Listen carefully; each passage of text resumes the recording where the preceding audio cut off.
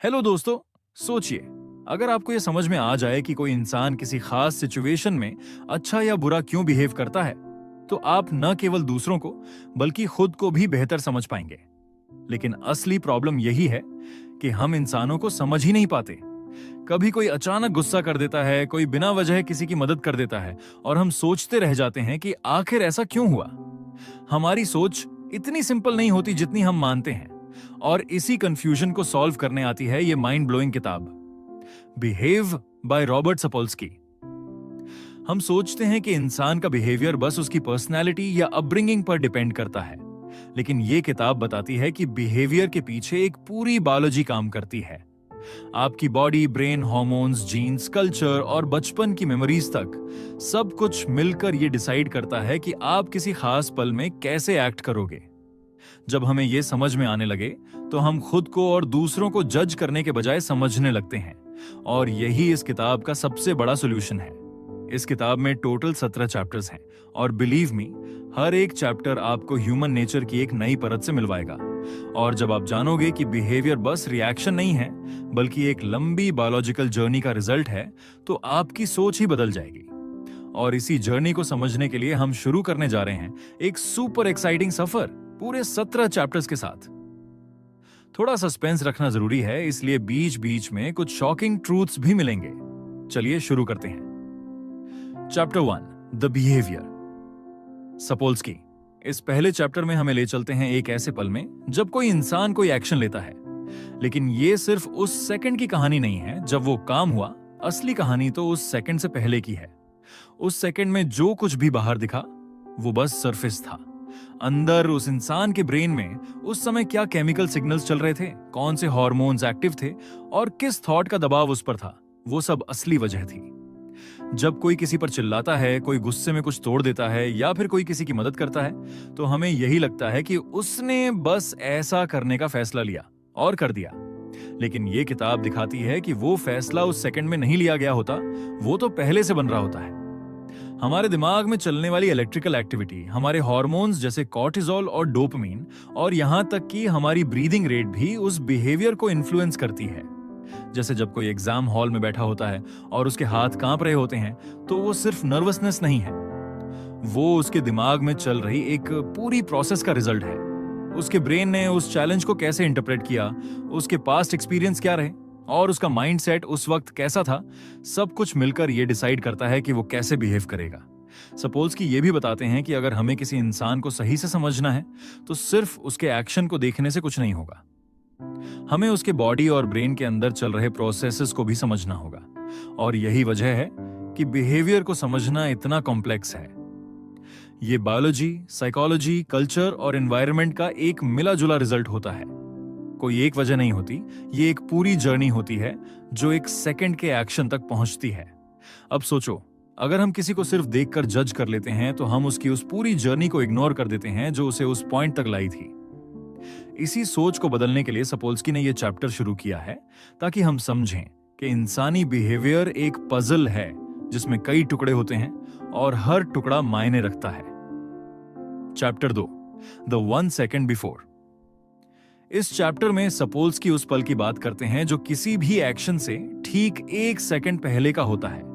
यानी वो समय जब इंसान कुछ बड़ा करने वाला होता है, लेकिन उसके अंदर एक जबरदस्त क्लैश चल रहा होता है।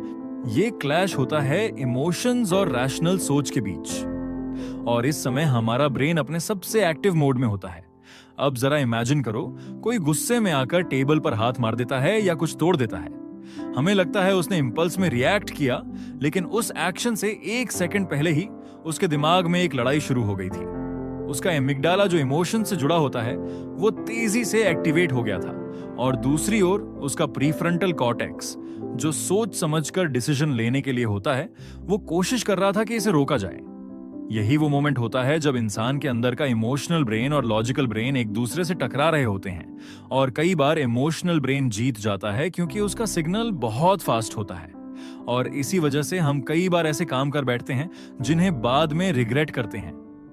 इस चैप्टर में सपोल्स्की बताते हैं कि उस 1 सेकंड में क्या चलता है, कैसे हमारा ब्रेन हमारे पिछले एक्सपीरियंसेस, करंट स्ट्रेस लेवल और आसपास के एनवायरनमेंट को क्विकली प्रोसेस करता है, और इन सब के बीच जो डिसीजन निकलता है वही एक्शन बनता है। मान लो किसी को जॉब इंटरव्यू में किसी सवाल पर गुस्सा आ गया या एग्जाम हॉल में पैनिक हो गया। ये सडन रिएक्शन नहीं होता, बल्कि उस सेकंड के पहले के प्रेशर और मेंटल लोड का असर होता है। कई बार तो हमारा ब्रेन उस प्रेशर को एक थ्रेट की तरह लेता है, जैसे किसी जानवर पर हमला हो रहा हो, और तब फाइट या फ्लाइट मोड ऑन हो जाता है। इसलिए अगर हमें खुद को समझना है या किसी और को, तो सिर्फ उसके किए गए काम को नहीं, बल्कि उस एक सेकंड पहले के मोमेंट को डिकोड करना होगा। वहीं से हमें यह समझ आएगा कि रियल ट्रिगर क्या था और इंसान ने वैसा क्यों किया। यही नॉलेज हमें बेटर फीडबैक देने में, सही स्ट्रैटेजी बनाने में और अपने माइंडसेट को स्ट्रांग रखने में हेल्प कर सकती है। एक्शन के पीछे सिर्फ रीजन नहीं होता, बल्कि एक पूरा ब्रेन मैकेनिज्म काम कर रहा होता है। और अगर हम उसे समझ लें, तो हम न सिर्फ अपने बिहेवियर को कंट्रोल कर सकते हैं, बल्कि अपने सक्सेस और रिलेशनशिप्स को भी बेहतर बना सकते हैं। Chapter 3, the seconds two minutes before.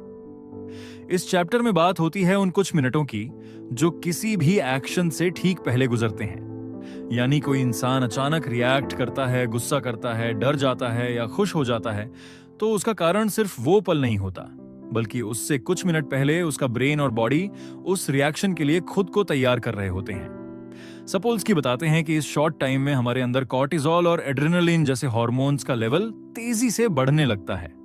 ये हार्मोन्स हमारे बॉडी को अलर्ट मोड में डाल देते हैं, जिससे हमारा हार्ट रेट बढ़ता है, सांसें तेज होती हैं और मसल्स टाइट हो जाते हैं, ताकि हम किसी भी सिचुएशन के लिए रेडी रहें। अब सोचो कि आपको ऑफिस में किसी स्ट्रेसफुल मीटिंग में जाना है, या मोबाइल में कोई खराब ईमेल खुल गई है, या अचानक कोई तेज आवाज आई है, तो ये सारे सिग्नल्स आपके ब्रेन को डेंजर का हिंट देते हैं और ब्रेन तुरंत ही एक इमरजेंसी मोड एक्टिवेट कर देता है। इसे ही फाइट और फ्लाइट रिस्पॉन्स कहा जाता है।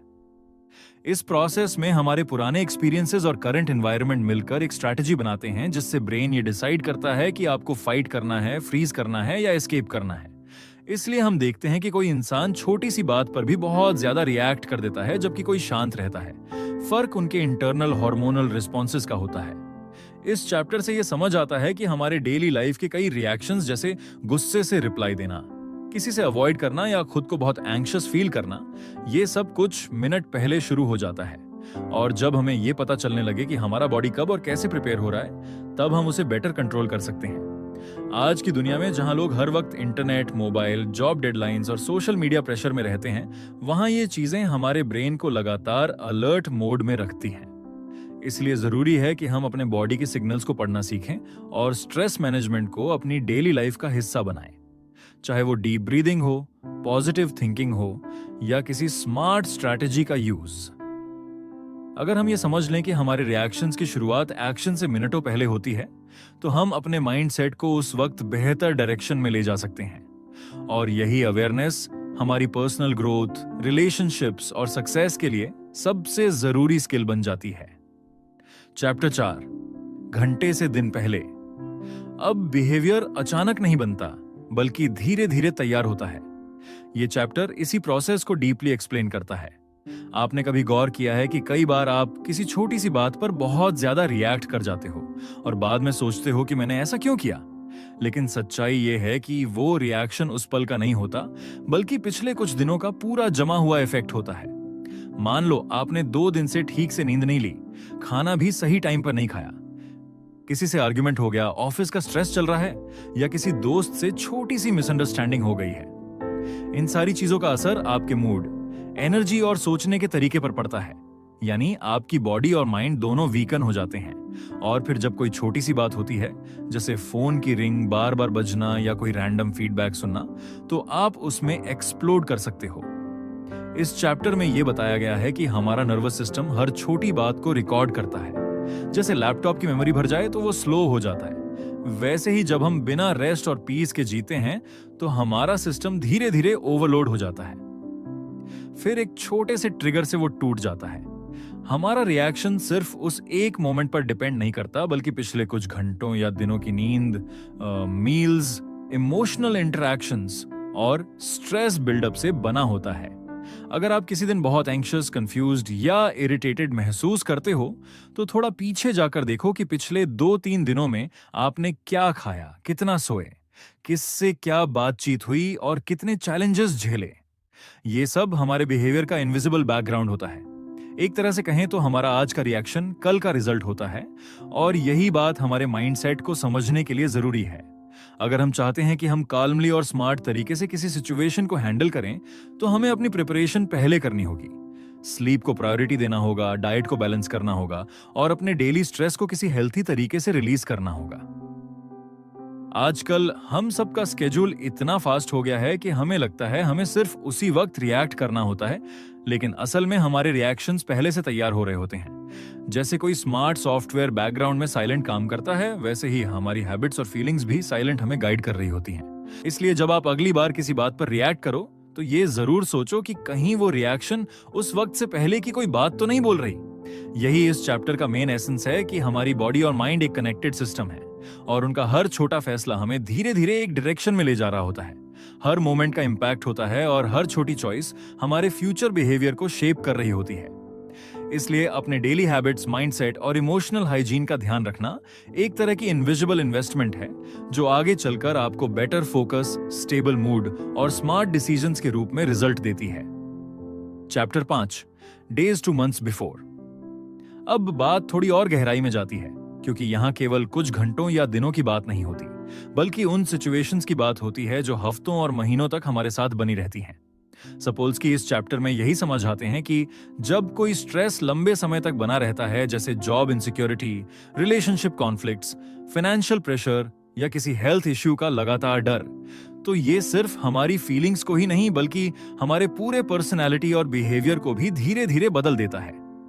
जब हम रोज अपने माइंड में एक ही बात लेकर उठते हैं कि कहीं जॉब न चली जाए या कोई इंपॉर्टेंट रिलेशनशिप धीरे धीरे टूट रहा है, तो उस मेंटल प्रेशर का असर हमारी बॉडी केमिस्ट्री पर भी पड़ने लगता है।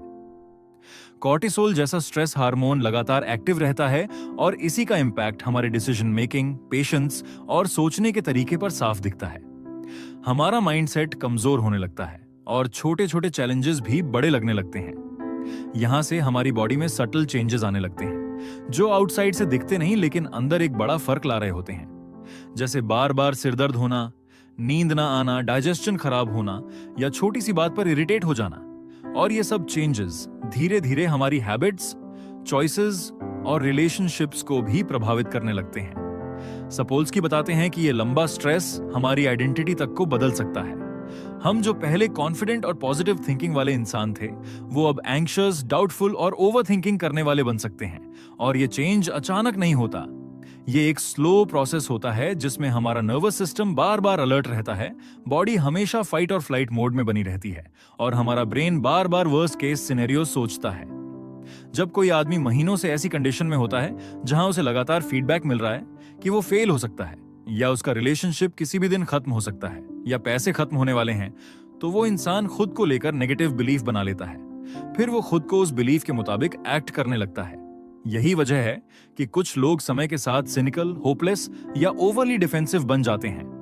इस चैप्टर की एक सबसे इंटरेस्टिंग बात यह भी है कि स्ट्रेस जितना क्रॉनिक होता है, उतना ही वो हमें खुद पर से भरोसा खोने पर मजबूर करता है। फिर चाहे हमारे पास कितना भी टैलेंट या पोटेंशियल क्यों ना हो, हम खुद को डाउट करने लगते हैं। और जब कोई इंसान खुद को डाउट करने लगे, तो उसकी मोटिवेशन, गोल्स और एफर्ट्स सब पर असर पड़ता है। इसलिए सपोल्स्की का कहना है कि लॉन्ग टर्म स्ट्रेस सिर्फ एक मेंटल प्रॉब्लम नहीं है, बल्कि ये एक बिहेवियरल ट्रांसफॉर्मेशन की शुरुआत होती है। और अगर इसे टाइमली हैंडल ना किया जाए, तो ये हमें एक ऐसा इंसान बना सकता है जिसे हम कभी बनना ही नहीं चाहते थे। इस चैप्टर से एक बड़ी बात ये निकल कर आती है कि हमारे अंदर चल रहे बिहेवियरल पैटर्न्स को समझने के लिए हमें सिर्फ आज या कल नहीं, बल्कि पिछले कई महीनों की इमोशनल हिस्ट्री को देखना होगा। तभी हम अपने रिएक्शंस, फियर्स और डिसीजंस को समझ पाएंगे और उनको सही डायरेक्शन में ले जा पाएंगे। हर इंसान को यह जानना जरूरी है कि उसका पास्ट स्ट्रेस साइलेंटली उसकी फ्यूचर पर्सनैलिटी तैयार कर रहा होता है। इसलिए अगर हम चाहते हैं कि हमारा फ्यूचर बेहतर हो, तो हमें आज ही से उस स्ट्रेस को हैंडल करने की स्मार्ट स्ट्रैटेजी बनानी होगी, ताकि हम अपने माइंडसेट और बिहेवियर को टाइम रहते पॉजिटिवली शिफ्ट कर सकें। Chapter 6, adolescence and childhood. इस चैप्टर में सपोल्स्की एक बहुत ही पावरफुल बात करते हैं कि इंसान की पर्सनैलिटी, सोचने का तरीका और फ्यूचर में आने वाले रिएक्शंस की नींव बचपन में ही पड़ जाती है।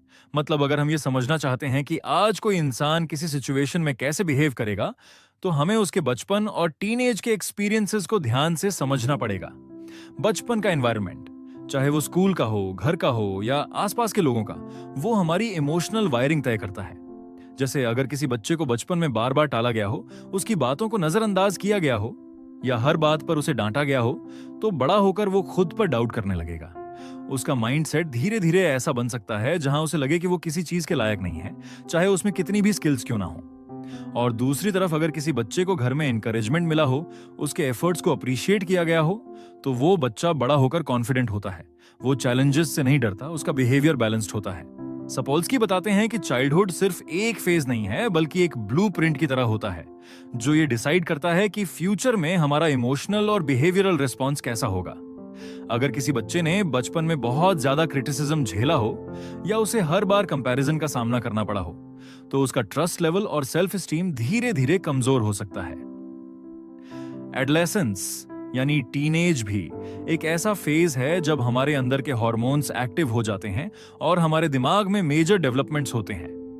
यही वो समय होता है जब हम अपने आसपास से आइडेंटिटी, वैल्यूज और बिहेवियर सीखते हैं। इसलिए अगर इस समय हमें गलत इन्फ्लुएंस मिले या हमारा सपोर्ट सिस्टम कमजोर हो, तो हमारे अंदर इनसिक्योरिटी, एंजाइटी और कंफ्यूजन घर कर जाते हैं।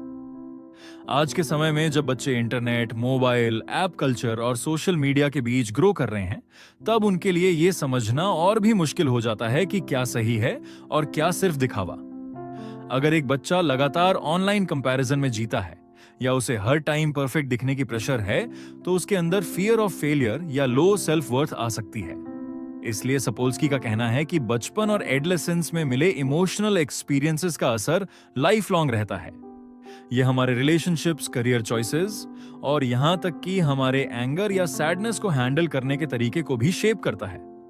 अगर किसी को बचपन में ही सिखाया गया हो कि प्रॉब्लम का सॉल्यूशन कैसे ढूंढा जाता है या गोल को अचीव करने के लिए पेशेंस रखना कितना जरूरी है, तो वो इंसान बड़े होकर स्मार्ट स्ट्रैटेजीज अपनाता है और फेलियर्स से डरता नहीं है। वहीं जिन लोगों को बचपन में हमेशा सर्वाइवल मोड में रखा गया हो, वे लोग बड़े होकर हमेशा अलर्ट रहते हैं। उन्हें हर चीज में रिस्क दिखता है और वो जिंदगी को एंजॉय नहीं कर पाते।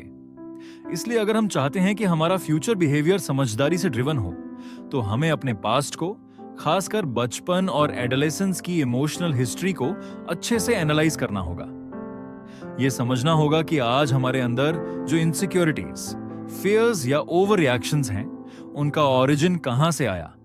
ये चैप्टर बहुत ही साफ साफ बताता है कि चाइल्डहुड कोई भूलने वाला दौर नहीं होता, बल्कि वही हमारे अंदर की फाउंडेशन रखता है। और अगर फाउंडेशन में क्रैक्स हैं, तो हमें उन्हें हीलिंग, अंडरस्टैंडिंग और सपोर्ट से भरना होगा। तभी हम एक बेटर वर्जन ऑफ आवरसेल्व्स बन सकते हैं। तो अगर आप आज अपनी पर्सनालिटी को समझना चाहते हो, अपने इमोशनल पैटर्न्स को डिकोड करना चाहते हो, तो आपको अपने बचपन की कहानी को फिर से पढ़ना पड़ेगा, क्योंकि वहीं से आपकी कहानी शुरू हुई थी। Chapter 7, the role of culture. हम जो सोचते हैं, जो डिसीजंस लेते हैं, जो चीजें सही या गलत मानते हैं, वो सब कुछ सिर्फ हमारे अंदर से नहीं आता, बल्कि हमारे कल्चर से गहराई से जुड़ा होता है। हमें लगता है कि हम इंडिपेंडेंट सोचते हैं, लेकिन हकीकत यह है कि बचपन से लेकर बड़े होने तक जो कुछ भी हमने देखा, सुना और सीखा है, वही हमारे माइंडसेट को शेप करता है। चाहे वो रिलीजियस टीचिंग्स हो, स्कूल सिस्टम हो या फिर टीवी और इंटरनेट जैसे मीडिया प्लेटफॉर्म्स, ये सब हमारी वैल्यूज और चॉइसेस पर साइलेंटली काम करते रहते हैं। सपोल्स्की बताते हैं कि कल्चर एक इनविजिबल सॉफ्टवेयर की तरह होता है, जो हमारे अंदर साइलेंटली इंस्टॉल हो जाता है। ये सॉफ्टवेयर हमें बताता है कि किस चीज को नॉर्मल समझना है और किसे अनएक्सेप्टेबल। इसी के बेसिस पर हम अपने गोल्स बनाते हैं, रिलेशनशिप्स चलाते हैं और दुनिया को देखते हैं। फॉर एग्जाम्पल, एक कल्चर जहां कंपटीशन को सबसे बड़ी वैल्यू माना जाता है, वहां के लोग छोटे से छोटे काम में भी रेस की तरह सोचते हैं। वहीं किसी दूसरे कल्चर में अगर कोऑपरेशन को इंपॉर्टेंस दी जाती है, तो वहां लोग मिलकर काम करना और दूसरों की मदद करना ज्यादा जरूरी मानते हैं। यही फर्क हमारे बिहेवियर को डिसाइड करता है।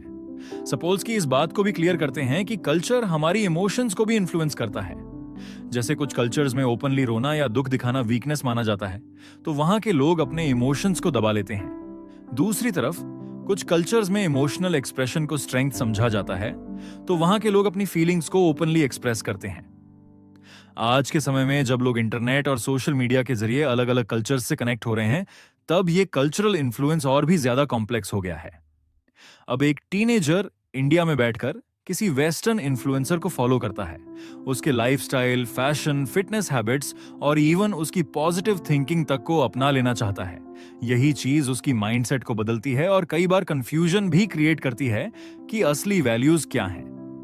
कल्चर हमें सिखाता है कि कौन से करियर को रिस्पेक्ट मिलती है, कौन से लोगों को आदर्श माना जाता है और किस तरह की लाइफ को सक्सेस कहा जाता है। यही कल्चरल इन्फ्लुएंस हमारे अंदर उन इनविजिबल रूल्स को बनाता है जिनसे हम अपने आप को और दूसरों को जज करते हैं। सपोज के ये भी बताते हैं कि हर कल्चर की अपनी स्ट्रेंथ्स और लिमिटेशंस होती हैं। कुछ कल्चर्स में डिसिप्लिन और हार्ड वर्क को स्ट्रांगली वैल्यू किया जाता है, तो कुछ में क्रिएटिविटी और फ्रीडम को। इसलिए किसी इंसान के बिहेवियर को जज करने से पहले उसके कल्चरल बैकग्राउंड को समझना जरूरी होता है। अगर आप कभी ये सोचते हो कि आपने कोई डिसीजन क्यों लिया या आप किसी सिचुएशन में इतनी जल्दी ट्रिगर क्यों हो गए, तो एक बार अपने कल्चरल प्रोग्रामिंग पर ध्यान देना जरूरी है, क्योंकि ये साइलेंट गाइड हर समय हमारे साथ चलता है और हमें ये तक डिसाइड करवाता है कि किस तरह से रिएक्ट करना है। इस चैप्टर में हमें यह समझने को मिलता है कि कल्चर सिर्फ हमारी लाइफस्टाइल या ड्रेसिंग का हिस्सा नहीं होता, बल्कि ये हमारे इमोशंस, रिएक्शंस और सोचने के तरीके तक को साइलेंटली कंट्रोल करता है। तो अगर हमें अपने बिहेवियर को बेहतर बनाना है, अपने रिएक्शंस को समझना है और अपने गोल्स को क्लैरिटी के साथ सेट करना है, तो हमें सबसे पहले अपने कल्चर के इम्पैक्ट को आइडेंटिफाई करना होगा। तभी हम खुद की सोच और दुनिया के बीच फर्क कर पाएंगे और एक बैलेंस्ड और क्लियर माइंडसेट के साथ आगे बढ़ सकेंगे। Chapter 8, the role of genes. आखिर हमारी पर्सनैलिटी में जो खास बातें होती हैं, जैसे कि हम कितने कॉन्फिडेंट हैं, कितना एंग्शियस फील करते हैं या हमें किस चीज में इंटरेस्ट आता है, वो सब कैसे बनता है? और इसका जवाब सीधा जुड़ता है हमारे जीन्स से। हम अक्सर कहते हैं कि ये आदत तो मुझे बचपन से है या ये तो मेरे अंदर जन्म से है, और इसमें काफी हद तक सच्चाई भी होती है, क्योंकि हमारे अंदर कुछ ट्रेट्स ऐसे होते हैं जो हमें अपने पेरेंट्स से मिलते हैं। जैसे कि एक ऐप इंस्टॉल होते ही वो कुछ फंक्शंस अपने आप एक्टिवेट कर देता है, वैसे ही जीन्स भी हमारे अंदर कुछ टेंडेंसीज को शुरू से ही सेट कर देते हैं। सपोज की एक्सप्लेन करते हैं कि जीन्स सिर्फ हमारे फिजिकल फीचर्स जैसे हाइट या आई कलर ही डिसाइड नहीं करते, बल्कि हमारे बिहेवियर, इमोशंस और सोचने के तरीके तक में उनका असर होता है। कुछ लोग नेचुरली ज्यादा काम रहते हैं, कुछ बहुत जल्दी नर्वस हो जाते हैं, कोई नई चीजों को लेकर बहुत क्यूरियस होता है, तो कोई कंफर्ट जोन से बाहर निकलने में डरता है। ये सब कुछ एक लेवल तक जेनेटिक ब्लूप्रिंट का ही असर होता है। अब इसका मतलब ये नहीं कि अगर आपके जीन्स में एंजाइटी या लो कॉन्फिडेंस है तो आप कभी कॉन्फिडेंट नहीं बन सकते, लेकिन ये जरूर समझना जरूरी है कि आपके अंदर वो टेंडेंसी मौजूद हो सकती है, जिसे सही एनवायरनमेंट और ट्रेनिंग से बदला जा सकता है। जैसे एक सॉफ्टवेयर में बग हो तो उसका सॉल्यूशन पैच अपडेट से किया जा सकता है, वैसे ही हमारा माइंडसेट और बिहेवियर भी अपडेट हो सकता है। इसलिए जब हम कहते हैं कि कोई इंसान बॉर्न लीडर होता है या कोई नेचुरली इंट्रोवर्ट है, तो उसमें जेनेटिक्स का रोल होता है, लेकिन उस जेनेटिक प्रोग्रामिंग को कंप्लीटली फिक्स मान लेना ठीक नहीं है। सपोज की बताते हैं कि जीन्स और एनवायरनमेंट दोनों मिलकर काम करते हैं। जैसे अगर कोई बच्चा जेनेटिकली शाय है, लेकिन उसे एक सपोर्टिव और मोटिवेशनल एनवायरनमेंट मिले, तो वो भी कॉन्फिडेंट स्पीकर बन सकता है। आज के समय में जब लोग करियर, फिटनेस, रिलेशनशिप और मेंटल हेल्थ को लेकर सीरियस हो गए हैं, तो ये समझना और भी जरूरी हो जाता है कि हमारे गोल्स तक पहुंचने में जेनेटिक्स कितना और किस तरह से इफेक्ट करता है। कभी कभी हम खुद को या दूसरों को जज कर लेते हैं कि वो इतना बोल्ड क्यों नहीं है या वो इतना जल्दी इमोशनल क्यों हो जाता है, लेकिन अगर हमें जेनेटिक्स की इस रियलिटी का अंदाजा हो तो हम ज्यादा समझदारी से अप्रोच करेंगे। जीन्स कभी भी अकेले रिस्पॉन्सिबल नहीं होते, वो बस एक स्टार्टिंग पॉइंट देते हैं। उसके बाद आपकी upbringing, school environment, internet exposure, friends और आपकी खुद की अवेयरनेस ये डिसाइड करती है कि आप उस रॉ पोटेंशियल को सक्सेस में बदलते हो या नहीं। तो अगर कभी आपको लगे कि आप किसी काम में बार बार नर्वस हो जाते हो या किसी गोल के लिए बार बार स्ट्रगल कर रहे हो, तो खुद को ब्लेम करने से पहले यह समझना जरूरी है कि शायद ये आपकी जेनेटिक नेचर का हिस्सा हो सकता है। और जैसे हर मोबाइल में डिफॉल्ट सेटिंग होती है लेकिन उसे कस्टमाइज किया जा सकता है, वैसे ही आपकी माइंडसेट भी बदली जा सकती है। खुद को समझो, अपनी स्ट्रेंथ्स और लिमिटेशंस को पहचानो और फिर स्मार्ट स्ट्रैटेजीज से अपने जेनेटिक डिजाइन को ऐसा अपग्रेड करो कि वो आपकी ग्रोथ का पार्ट बन जाए, बैरियर नहीं। सपोल्स्की का यही मैसेज है कि जेनेटिक्स को समझो लेकिन उससे बंधो मत। Chapter 9, evolutionary biology. अब बारी है उस कहानी की जो लाखों सालों से हमारी बॉडी, ब्रेन और बिहेवियर को साइलेंटली शेप करती आ रही है। एवोल्यूशनरी बायोलॉजी कोई बोरिंग साइंस नहीं, बल्कि वो लेंस है जिससे हम समझ सकते हैं कि आज हम जैसा सोचते हैं, महसूस करते हैं या रिएक्ट करते हैं, वो सब अचानक से नहीं हुआ, बल्कि इसके पीछे एक बहुत लंबा सर्वाइवल और एडेप्टेशन का प्रोसेस रहा है। सपोल्स्की इस चैप्टर में बताते हैं कि कैसे इंसानों के भीतर कुछ खास इंस्टिंक्ट्स नेचुरली डेवलप हुए, क्योंकि वो सर्वाइवल और रिप्रोडक्शन के लिए जरूरी थे। जैसे एग्रेशन सिर्फ वायलेंस से जुड़ा हुआ बिहेवियर नहीं है, बल्कि कई बार वो बाउंड्रीज सेट करने, खुद को प्रोटेक्ट करने या अपने गोल्स तक पहुंचने की इंस्टिंक्टिव स्ट्रैटेजी होती है। उसी तरह कोऑपरेशन भी कोई मॉडर्न मॉरल वैल्यू नहीं है, बल्कि ये एवोल्यूशनरी लेवल पर डीपली रूटेड है, क्योंकि एक टीम बनाकर सरवाइव करना ज्यादा आसान था। सोचिए, अगर आज हम किसी स्ट्रेंजर की हेल्प करते हैं या किसी दोस्त के लिए सैक्रिफाइस करते हैं, तो उसके पीछे सिर्फ मोरालिटी नहीं होती, बल्कि वो बायोलॉजी से भी जुड़ा होता है। हमारे ब्रेन में ऐसे सर्किट्स बन चुके हैं जो एम्पैथी को नेचुरली एक्टिवेट कर देते हैं, स्पेशली जब हम अपने जैसे किसी इंसान को पेन में देखते हैं। अब ये सब क्वालिटीज सिर्फ इसलिए आई क्योंकि लाखों साल पहले सर्वाइवल का मतलब था स्मार्ट एडेप्टेशन। जो स्पीशीज दूसरों के साथ मिलकर हंट करती थी, एक दूसरे को सपोर्ट करती थी और सही समय पर खुद को अग्रेसिव दिखा पाती थी, वही स्पीशीज आगे बढ़ पाई। ये सिर्फ जंगल की बात नहीं है, आज के मॉडर्न वर्ल्ड में भी वही इंस्टिंक्ट्स हमारी जॉब, रिलेशनशिप, सोशल मीडिया और पर्सनल गोल्स पर इन्फ्लुएंस करते हैं। सपोल्स्की ये भी बताते हैं कि कुछ इंस्टिंक्ट्स आज की लाइफ में मिसमैच क्रिएट कर रहे हैं, जैसे फाइट या फ्लाइट रिस्पॉन्स, जो कभी जंगल में शेर देखकर एक्टिवेट होता था, अब वही रिएक्शन हमें एक ऑफिस इंटरव्यू या ऑनलाइन कमेंट पर मिल जाता है। यानी हमारी बॉडी की पुरानी प्रोग्रामिंग अभी भी न्यू सिचुएशंस में रिएक्ट कर रही है। इसलिए अगर आपको कभी लगे कि आप बिना रीजन इरिटेटेड हो रहे हो या किसी छोटी सी बात पर बहुत रिएक्ट कर रहे हो, तो थोड़ा पीछे जाकर सोचिए कि आपके भीतर वो पुरानी एवोल्यूशनरी वायरिंग अब भी एक्टिव है। ये चैप्टर ये भी सिखाता है कि अगर हम अपनी बायोलॉजिकल हिस्ट्री को समझ लें, तो हम खुद को ज्यादा बेहतर हैंडल कर सकते हैं। हम समझ सकते हैं कि किस सिचुएशन में हमें लॉजिक से चलना है और कब हमें अपने इंस्टिंक्ट से थोड़ा बचकर रहना है। ये एक तरह से सेल्फ अवेयरनेस की पहली स्टेप है। आज की दुनिया में जहां कंपटीशन, चैलेंजेस और फास्ट लाइफ हर किसी की रियलिटी है, वहां अपनी एवोल्यूशनरी बायोलॉजी को समझना एक पावरफुल स्ट्रैटेजी बन जाती है। क्योंकि जब आप जान जाते हो कि आपके इमोशंस और रिएक्शंस कैसे वर्क करते हैं, तो आप उन्हें बेहतर तरीके से मैनेज कर पाते हो। इसलिए ये चैप्टर हमें एक डीपर अंडरस्टैंडिंग देता है कि हमारा बिहेवियर सिर्फ आज की दुनिया का रिजल्ट नहीं है, बल्कि वो एक एंशिएंट ब्लूप्रिंट पर बना है। और अगर आप इस ब्लूप्रिंट को डिकोड करना सीख जाओ, तो अपने माइंडसेट, हैबिट्स और गोल्स को भी नेक्स्ट लेवल पर ले जा सकते हो। Chapter 10, us versus them. हम अक्सर खुद को किसी ग्रुप का हिस्सा मानते हैं, जैसे रिलीजन, लैंग्वेज या फिर स्कूल और पॉलिटिकल पार्टी। ये सोच हमारे बिहेवियर को इतना इन्फ्लुएंस करती है कि हम अपने ग्रुप के लोगों को ऑटोमेटिकली सही और दूसरे ग्रुप को बिना सोचे समझे गलत मानने लगते हैं। यही थिंकिंग धीरे धीरे इतना स्ट्रांग हो जाती है कि हम दूसरों की बात सुनने या समझने के लिए तैयार ही नहीं होते। ये बायस सिर्फ पर्सनल लेवल पर नहीं होता, पूरे समाज में इसका असर दिखता है। जैसे एक फुटबॉल फैन अपने टीम की हार बर्दाश्त नहीं कर पाता और दूसरी टीम को गाली देने लगता है, या पॉलिटिकल ग्रुप्स के बीच वो लड़ाई जहां आर्ग्यूमेंट से ज्यादा एग्रेसिव बिहेवियर देखने को मिलता है। असल में हमारा दिमाग बहुत जल्दी हम और वो का फर्क बना लेता है, चाहे रीजन छोटा हो जैसे कपड़े, एक्सेंट या स्किन कलर, और इसी से शुरू होता है जजमेंट, जहां हम दूसरों के इंटेंशन पर शक करने लगते हैं। लेकिन इंटरेस्टिंग बात यह है कि यह सब ऑटोमेटिक चलता है, हमें खुद भी पता नहीं होता कि हम कितने बायस्ड हो चुके हैं। जैसे अगर कोई अपने ग्रुप का इंसान कुछ गलत करे तो हम उसे इग्नोर कर देते हैं, पर वही चीज किसी आउटसाइडर ने की होती तो हम रिएक्ट करते।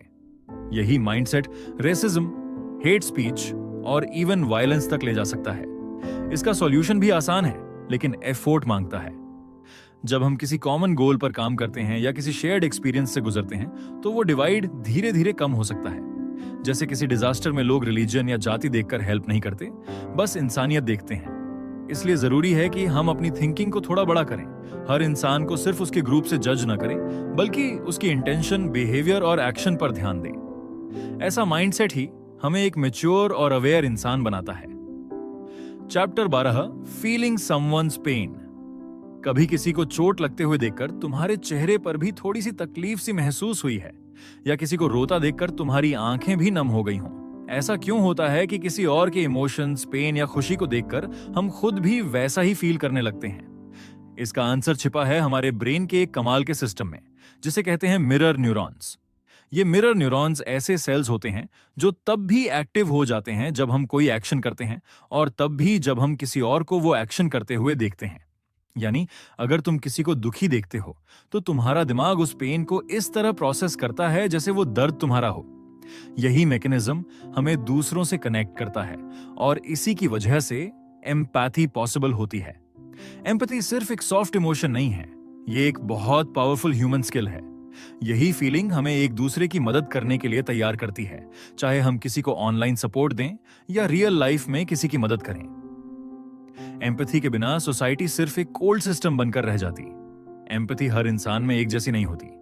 कुछ लोगों में ये बहुत स्ट्रांग होती है तो कुछ में ये बहुत कम। लेकिन इंटरेस्टिंग बात यह है कि एम्पैथी सीखी भी जा सकती है, ग्रो की जा सकती है।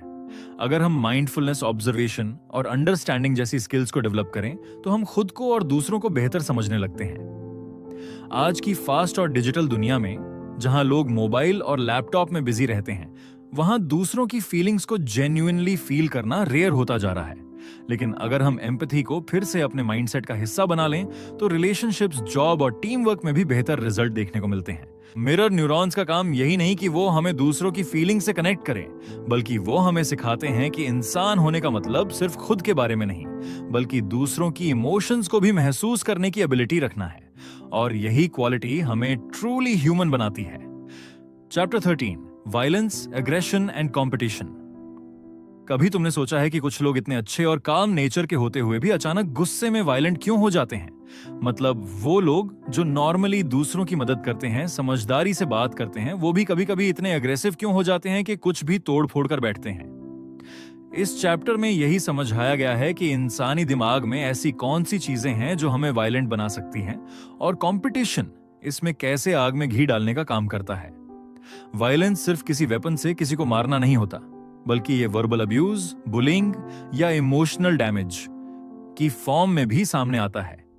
इसका रूट हमारे ब्रेन के अमिगडाला में छिपा होता है, जो इमोशंस को कंट्रोल करता है, खासकर फेयर और एंगर को। जब कोई इंसान बार बार स्ट्रेस, इंसल्ट या फेलियर फेस करता है तो दिमाग की ये वायरिंग ट्रिगर हो जाती है। अब अगर उसी इंसान को कोई ऐसा एनवायरनमेंट मिले जिसमें कांस्टेंट कंपटीशन हो, जहां हर कोई बस एक दूसरे को पीछे छोड़ने की कोशिश कर रहा हो, तो अग्रेशन और बढ़ जाता है। आजकल स्कूल, जॉब इंटरव्यूज, स्पोर्ट्स और यहां तक कि सोशल मीडिया पर भी कंपटीशन इतना इंटेंस हो गया है कि लोग दूसरों को नीचा दिखाने या हराने के लिए किसी भी हद तक जा सकते हैं। ये अनहेल्थी माइंडसेट अग्रेशन को नॉर्मल बना देता है। लेकिन वायलेंस और एग्रेशन को सिर्फ टेस्टोस्टेरोन या हार्मोन्स से जोड़ देना सही नहीं है। इसमें अपब्रिंगिंग, एनवायरनमेंट और पास्ट एक्सपीरियंसेस भी बहुत बड़ा रोल प्ले करते हैं। जो लोग बचपन से ही वायलेंस में पले बड़े होते हैं, उनके लिए ये एक नॉर्मल रिएक्शन बन जाता है। इसलिए जरूरी है कि हम अपने अंदर एम्पैथी, इमोशनल कंट्रोल और सही स्ट्रैटेजी डेवलप करें, ताकि हम चैलेंज का सामना तो करें लेकिन दूसरों को हर्ट किए बिना, वरना हम अपने आसपास के लोगों के लिए एक कांस्टेंट थ्रेट बन सकते हैं। चैप्टर 14 है हायरार्की एंड ओबीडियंस।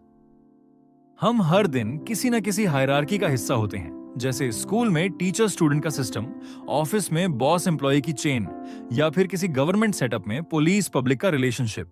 लेकिन क्या तुमने कभी सोचा है कि ये सिस्टम हमारे बिहेवियर को कैसे साइलेंटली कंट्रोल करता है?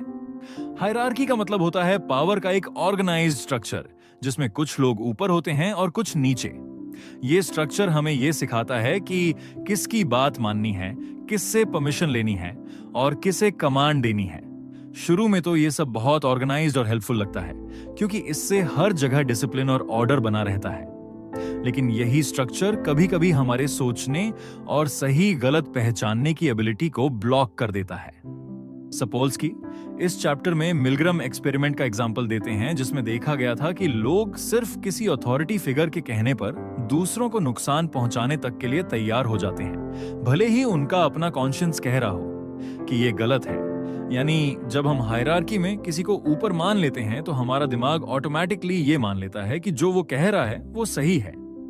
इस तरह की ब्लाइंड ओबीडियंस बहुत डेंजरस हो सकती है, खासकर जब वो किसी टॉक्सिक लीडर या गलत सिस्टम के अंदर हो, चाहे वो कोई कल्ट हो, कोई करप्ट पॉलिटिकल सेटअप हो या कोई टॉक्सिक ऑफिस एनवायरनमेंट। अगर हम सिर्फ इसलिए फॉलो करें क्योंकि सामने वाला पावर में है, तो हम अपनी सोचने की एबिलिटी खो देते हैं। इसलिए जरूरी है कि हम अथॉरिटी को ब्लाइंडली फॉलो करने की बजाय हर इंस्ट्रक्शन को अपने क्रिटिकल थिंकिंग से एनालाइज करें। हमें यह समझना होगा कि हर सिस्टम में स्ट्रक्चर इंपॉर्टेंट है, लेकिन उससे भी ज्यादा जरूरी है सही डिसीजन लेना और गलत के खिलाफ खड़ा होना। आज के डिजिटल जमाने में जहां लोग ऑनलाइन ट्रेंड्स को बिना सोचे फॉलो करने लगते हैं, वहां अपनी अंडरस्टैंडिंग, फीडबैक और सही जजमेंट को मेंटेन करना बहुत जरूरी हो गया है। तभी हम एक स्मार्ट, अवेयर और रिस्पॉन्सिबल इंसान बन सकते हैं। Chapter 15, metaphors we kill by. क्या तुमने कभी सोचा है कि शब्द भी हथियार बन सकते हैं? हाँ, सिर्फ हथियार ही नहीं, ये पूरे माइंडसेट को बदल सकते हैं। इस चैप्टर में बताया गया है कि लैंग्वेज और खासकर मेटाफोर्स किस तरह हमारे सोचने, समझने और रिएक्ट करने के तरीके को गहराई से प्रभावित करते हैं। हम जब किसी एनिमी को वायरस कहते हैं, किसी मूवमेंट को वॉर बना देते हैं या किसी इंसान को एनिमल बुलाते हैं, तो ये सिर्फ शब्द नहीं होते, ये हमारे सोचने के नजरिए को बदल देते हैं। जब कोई मेटाफोर बार बार यूज किया जाता है तो वो हमारे सबकॉन्शियस में बैठ जाता है और हमारी एक्शंस को जस्टिफाई करने लगता है। जैसे पॉलिटिक्स में जब कहा जाता है कि हमें इस नीति पर हमला करना होगा या इस समुदाय में बीमारी फैल रही है, तो सुनने वाले का दिमाग उस चीज को एक रियल डेंजर मानने लगता है। फिर चाहे वो बात पूरी तरह गलत हो या एग्जैजरेटेड हो, उस मेटाफोर के जरिए हमें लगता है कि सामने वाला रियल थ्रेट है जिससे लड़ना जरूरी है।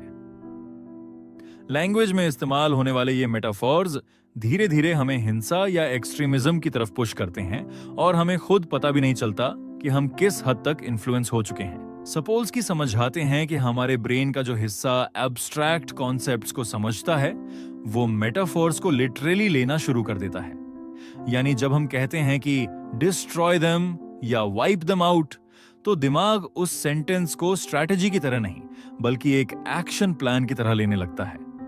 यही वजह है कि हेट स्पीच, प्रोपेगेंडा और एक्सट्रीम पॉलिटिकल लैंग्वेज इतनी पावरफुल हो जाती है। आज के डिजिटल वर्ल्ड में जहां हर दिन इंटरनेट और मोबाइल ऐप्स के जरिए हजारों मैसेजेस, रील्स और ट्वीट्स हमारे दिमाग तक पहुंचते हैं, वहां इन मेटाफोर्स का असर और भी तेज हो जाता है। एक बार कोई मेटाफोर वायरल हो जाए तो वो ट्रेंड बन जाता है और फिर लोग उस पर बिना सोचे समझे रिएक्ट करने लगते हैं। इसलिए जरूरी है कि हम अपने आसपास के लैंग्वेज को ऑब्जर्व करें, उसे एनालाइज करें और समझें कि कोई मेटाफोर सिर्फ कैची है या किसी माइंडसेट को मैनिपुलेट करने की कोशिश कर रहा है। अगर हम अपनी थिंकिंग में अवेयरनेस, फोकस और क्रिटिकल फीडबैक रखना सीख जाएं, तो हम इन डेंजरस मेटाफोर से खुद को और दूसरों को बचा सकते हैं। पावरफुल वर्ड्स का यूज पॉजिटिव थिंकिंग और मोटिवेशन के लिए भी किया जा सकता है, बस उन्हें सही डायरेक्शन में अप्लाई करना आना चाहिए। Chapter 16, biology, the criminal justice system and free will. जब भी कोई क्राइम करता है तो अक्सर लोग यही सोचते हैं कि उसने ये सब अपनी मर्जी से किया होगा, लेकिन क्या वाकई सब कुछ उसकी फ्री विल का रिजल्ट होता है या उसकी बायोलॉजी यानी दिमाग और जीन्स ने भी उसमें बड़ा रोल प्ले किया होता है? इस चैप्टर में रॉबर्ट सैपोल्स्की एक बहुत गहरा और थोड़ा अनकंफर्टेबल सवाल उठाते हैं।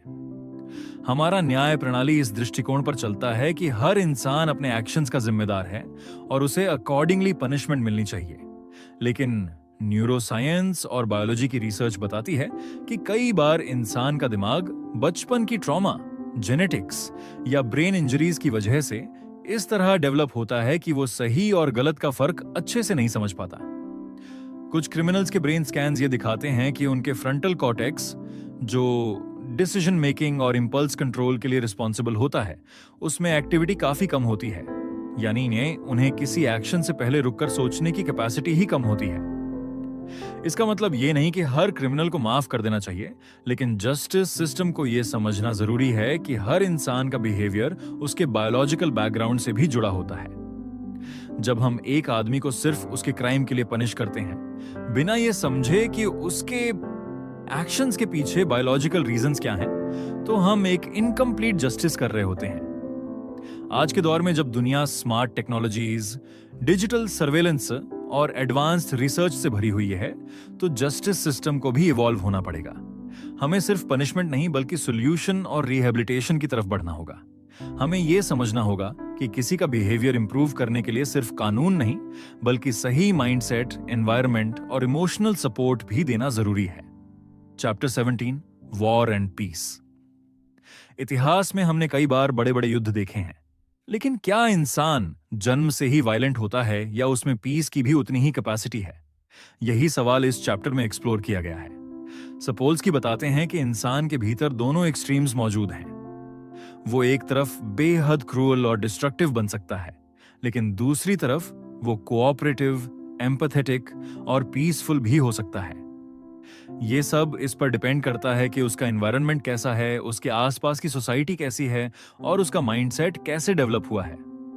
वॉर अक्सर रिसोर्सेज के लिए, ईगो के लिए या फिर ग्रुप आइडेंटिटी के नाम पर लड़ा जाता है। जब कोई इंसान किसी ग्रुप या रिलीजन को हमारा दुश्मन समझने लगता है, तो वो उस ग्रुप के लोगों को इंसान की तरह नहीं, एक टारगेट की तरह देखने लगता है। यहीं से शुरू होती है हिंसा की जर्नी। लेकिन कई बार यही इंसान, जब उसे सही डायरेक्शन मिले, टीम में काम करना सिखाया जाए और एम्पैथी को ग्रो करने का मौका दिया जाए, तो वो शांति का मैसेंजर भी बन सकता है। आज जितने भी पीस मिशंस, एनजीओज और इंटरनेशनल कोलैबोरेशंस हैं, वो इस बात का एग्जाम्पल हैं कि इंसान सिर्फ लड़ने के लिए नहीं, जोड़ने के लिए भी बना है। आज की डिजिटली कनेक्टेड दुनिया में, जहां लोग ऑनलाइन वॉर्स और ट्रोलिंग के जरिए भी एक दूसरे पर हमला करते हैं, वहीं पर हमें यह समझना पड़ेगा कि अगर हम अपने माइंडसेट को सही डायरेक्शन दें, तो हम खुद को और सोसाइटी को वायलेंस से बाहर निकाल सकते हैं। शांति एक कमजोर लोगों की चॉइस नहीं, बल्कि एक समझदार और मैच्योर सोसाइटी का रिफ्लेक्शन है। और वॉर से ज्यादा बड़ा सक्सेस तब मिलता है जब हम पीस को कॉन्शियसली चूज करते हैं।